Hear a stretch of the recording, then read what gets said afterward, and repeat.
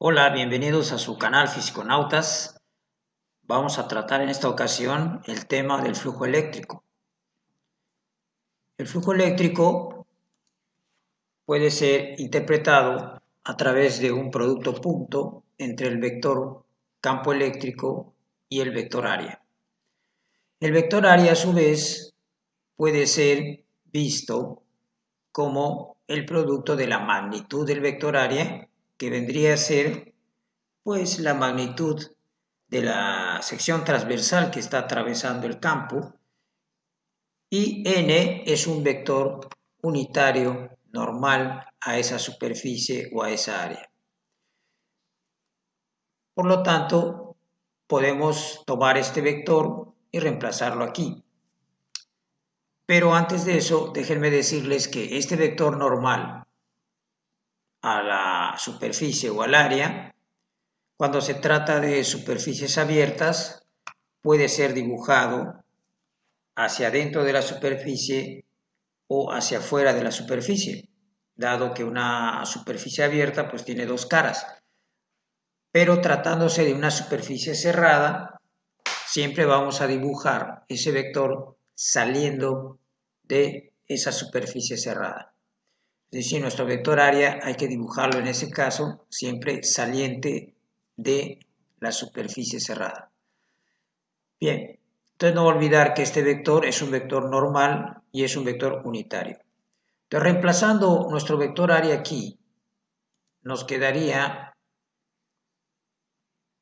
el vector campo multiplicado por la magnitud del área por nuestro vector normal unitario.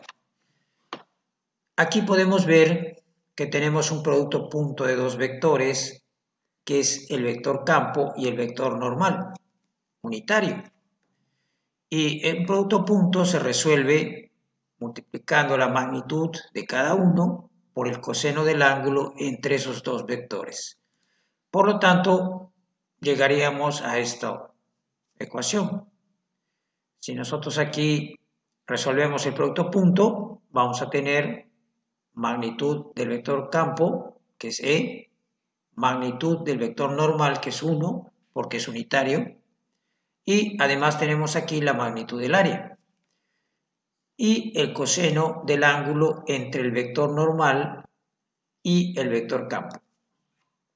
El vector normal siempre se dibuja en el mismo sentido de nuestro vector área. Bien, y podemos resumir esto E por A por coseno de teta, como esta expresión. Entonces el flujo eléctrico puede ser interpretado o visto de esta manera. Vamos a analizar algunos casos que se pueden presentar. Aquí ya tenemos la fórmula como quedaría para el flujo eléctrico. Podemos interpretarlo como el producto punto de estos dos vectores, la magnitud del campo por la magnitud del área por el coseno del ángulo entre estos dos vectores. Vamos a hablar de superficies planas que tienen dos caras. Voy a suponer siempre que el campo está atravesando en este sentido esa superficie. Tenemos una superficie en color azul y el campo en este caso está atravesando la superficie de manera perpendicular. O sea, hay 90 grados entre el vector campo y la superficie. Nuestro vector área lo vamos a dibujar saliendo de la superficie, aunque en este caso, como es una superficie abierta, también se puede dibujar en sentido contrario. Y nuestro vector normal, siempre unitario, siempre siguiendo el mismo sentido del vector área. En este caso tendríamos una situación donde el ángulo entre el vector campo y el vector área es 0, o dicho de otra manera, entre el vector campo y el vector normal es 0.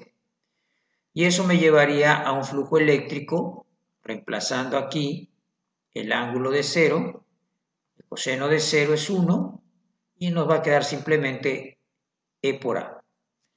Es decir, siempre que tengamos esta situación donde el vector área, el vector normal estén en el mismo sentido del vector campo, estén alineados o colineales, siempre el flujo eléctrico va a ser igual a la magnitud del campo por la magnitud de la superficie o del área. Bien, otra situación que se puede presentar es que esta área, imagínense que esta área que está aquí en azul se moviera cierto ángulo, θ. Entonces nos quedaría por acá, donde estoy señalando. Esta sería el área. Y ahora esa área, el campo la estaría atravesando, pero no de manera perpendicular. El campo ya no estaría perpendicular a esa área. La que sí estaría perpendicular es pues nuestro vector área o nuestro vector también normal unitario, porque ese sigue el sentido y la dirección del vector área. Este vector sí estaría perpendicular a esta área, pero nuestro vector campo ya no. Y formaría un ángulo el vector campo con el vector área, que ya no sería como en este caso 0 grados. ¿Qué ángulo sería? Sería el ángulo precisamente que se movió el área para pasar a esta posición. ¿Por qué? Porque si trazamos aquí una línea paralela a esta y una vertical paralela a esta, tendríamos aquí que esta es paralela a esta y esta línea que está vertical paralela a esta. Por lo tanto, tendríamos ángulos entre paralelas. Los ángulos entre paralelas pues son iguales. Así que este ángulo θ, que se movió el área, sería también este ángulo de acá. Pero sabemos que esta horizontal donde está el campo y esta vertical forman 90 grados. Así que si de aquí a acá es θ, pues esto es 90 menos θ. También sabemos que entre este vector área y esta línea que está sobre la superficie hay 90 grados. ¿Sí? Dado que son perpendiculares. Aquí está. Y entonces, si acá hay 90 menos θ, de aquí hasta acá hay un ángulo 90 menos θ, pues quiere decir que este ángulo es θ. Así que el ángulo entre los dos vectores, en este caso, es θ. Por lo tanto, el flujo eléctrico se tendría que calcular así y tendríamos que poner aquí el ángulo que exista entre los dos vectores. Si es 20 grados, pues ponemos aquí E por A por coseno de 20 grados y eso será el flujo eléctrico. Una tercera situación es cuando el campo está sobre la superficie. Dibujamos nuestro vector área, como siempre, saliendo de la superficie y nuestro vector normal siguiendo a nuestro vector área, nuestro vector normal unitario. En este caso, tendríamos que el ángulo que hay entre el vector campo y el vector área o el vector normal unitario sería 90 grados. Si aplicamos la fórmula del flujo eléctrico, en este caso nos quedaría coseno de 90 y eso es 0. 0 por E por A nos daría 0 y esta es una situación donde no hay flujo eléctrico. Claro, no hay flujo eléctrico porque para que exista flujo eléctrico las líneas del campo tienen que atravesar el área, que es la que está en azul. Y en este caso, las líneas del campo solo están pasando encima del área, no están atravesando esa superficie. Por eso no hay flujo eléctrico. Siempre que el vector área y el vector campo estén perpendiculares, el flujo eléctrico será cero. Una definición general de lo que es el flujo eléctrico podría estar dado por la ecuación siguiente. Si se fijan aquí tenemos una integral de superficie, dado de que podría ocurrir de que la superficie que está siendo atravesada por las líneas del campo pueda ser una superficie curvada, por ejemplo, como una esfera. Puede ocurrir que también esa superficie sea de forma irregular y que el campo en cada punto de esa superficie pues no sea constante o uniforme, sino que sea variable. En esos casos tendremos que tomar elementos diferenciales de área sobre la superficie y estudiar el flujo eléctrico en cada uno de esos elementos diferenciales y luego hacer la suma de todos los flujos eléctricos que hay en cada elemento diferencial que están conformando toda la superficie cerrada. Entonces, por eso hay que usar una integral en la fórmula del producto punto. Esto ya me da una forma más general para poder aplicar la fórmula del flujo eléctrico. Y este producto punto, pues sabemos que se puede efectuar con la magnitud del campo por la magnitud del elemento diferencial de este vector de A por el coseno del ángulo que existe entre esos dos vectores, el vector campo y el vector elemento diferencial de A.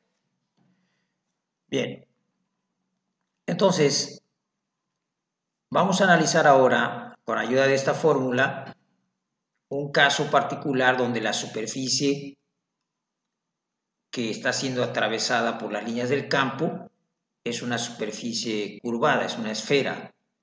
En este caso vamos a imaginar que tenemos dentro de la esfera una carga que está provocando un campo y como es positiva, las líneas del campo están saliendo radialmente de la carga. El radio de esa esfera va a ser R minúscula y para poder buscar el flujo eléctrico en este caso tenemos que tomar pequeños elementos diferenciales de área y estudiar o calcular el flujo eléctrico en cada uno de esos elementos. Y con la integral pues vamos a sumar todos los pequeños flujos eléctricos que hay en cada uno de esos elementos diferenciales hasta obtener el flujo eléctrico total que está ocurriendo en toda la superficie de esa esfera que está encerrando en este caso a la carga positiva. Bien, en este caso particular está ocurriendo que, o va a ocurrir que el vector elemento diferencial de área y el vector campo estén alineados, colineales en el mismo sentido, y por lo tanto el ángulo que usaremos aquí en la fórmula sería 0 grados. Pero además también va a ocurrir que en todos los puntos de la esfera la magnitud del campo es uniforme, es constante. ¿Por qué? Porque todos esos puntos están a la misma distancia de la carga. Recordemos que la magnitud del campo se calcula con K por Q entre R cuadrada. Entonces, como todos los puntos están a la misma distancia de la carga, entonces en este caso el campo va a ser uniforme. Aplicando entonces el ángulo de 0 a esta fórmula, nos quedaría que el coseno de 0 es 1 y nos va a quedar simplemente E por dA. Pero además, como el campo es constante, lo podemos sacar de la integral y entonces nos quedaría así. Y la integral de dA pues es A.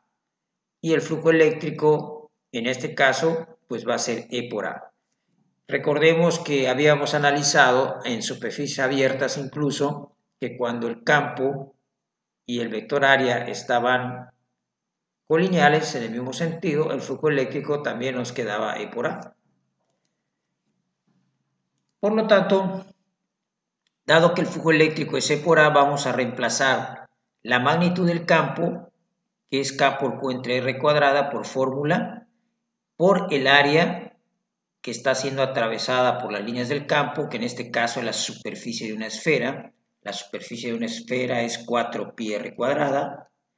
Y al reemplazar esa información, podemos aquí también desglosar la constante de Coulomb, la K, que es 1 entre 4pi epsilon 0. Y cancelamos 4pi con 4pi, R cuadrada con R cuadrada, y simplemente nos va a quedar que el flujo eléctrico es la carga entre epsilon 0. Así que el flujo eléctrico se reduce a esta fórmula. El flujo eléctrico es igual a todo esto, pero también ya lo podemos igualar a esto, donde esta carga es la carga neta encerrada por esa superficie esférica que se le suele llamar superficie gaussiana. Esa superficie es una superficie imaginaria que podemos trazar o imaginar a cierta distancia r de la carga neta. Entonces esta carga va a ser la carga neta encerrada por la superficie gaussiana. Por ejemplo, si hubieran dos cargas positivas y una negativa, pues la carga neta sería una carga positiva. Si hubieran dos positivas y dos negativas, pues la carga neta sería cero. Sería cero y en ese caso pues no habría flujo eléctrico porque no hay carga encerrada. Bien. Por lo tanto, el flujo eléctrico podemos decir que es la carga neta encerrada por la superficie gaussiana, en este caso es una esfera, no siempre así va a ser, y dividido entre epsilon 0, que es la permitividad en el vacío. Para una superficie cerrada que no tenga carga adentro o que no encierre carga, pues obviamente el flujo eléctrico va a ser cero, dado que si no hay carga, pues la carga es cero, 0 entre epsilon 0 nos daría 0 y no habría flujo eléctrico. ¿Qué pasaría si la carga que estuviera encerrada fuera negativa? Bueno, en ese caso las líneas del campo estarían entrando hacia la carga y nuestro vector campo estaría en este sentido y el ángulo entre los dos vectores sería 180. El coseno de 180 es menos 1. Sacamos la magnitud del campo porque es constante alrededor de la esfera. Y entonces nos quedaría que el flujo eléctrico es menos E por A. Es decir, simplemente en ese caso el flujo eléctrico va a ser negativo.